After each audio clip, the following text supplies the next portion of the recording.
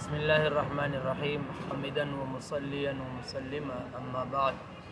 الدین النصیحہ او کما قال علیہ الصلاۃ والسلام۔ اسلام نے ہمیں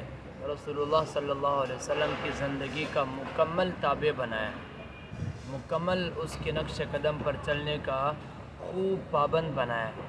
بوجہ نبی کریم صلی اللہ علیہ وسلم کا اور بوجہ آخری امت کا اور بوجہ آخری نبی حضرت محمد صلی اللہ علیہ وسلم پر مکمل ایمان اور اتباع لانے کا۔ تو حال ہی میں پنجاب سے ایک فیصلہ ہم کو سننے میں آیا کہ انہوں نے جیسے ہم اسٹوڈنٹس کو سمر کیمپ دیتے ہیں چھٹیوں کے لیے، ایسے ہی ٹیچر حضرات کو سمر کیمپ دینے کے لیے بالی ووڈ ہالی ووڈ فلمیں دیکھنے کا ترغیب اور نوٹس جاری کیا تھا۔ اس پر پھر بعد میں کیا کچھ ہوا وہ بات کی بات ہے، مگر اتنی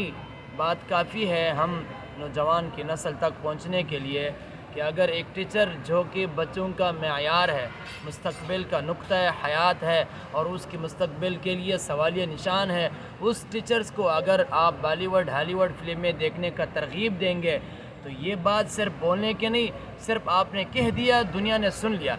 اگر آپ کا نظام تعلیم بالی ووڈ ہالی ووڈ سے چلے گا تو یہ نظام تعلیم ایک دن تو کیا ایک سیکنڈ بھی کبھی چل نہیں سکتا ہے۔ جس نظام تعلیم کے لیے رسول اللہ صلی اللہ علیہ وسلم کی تعلیم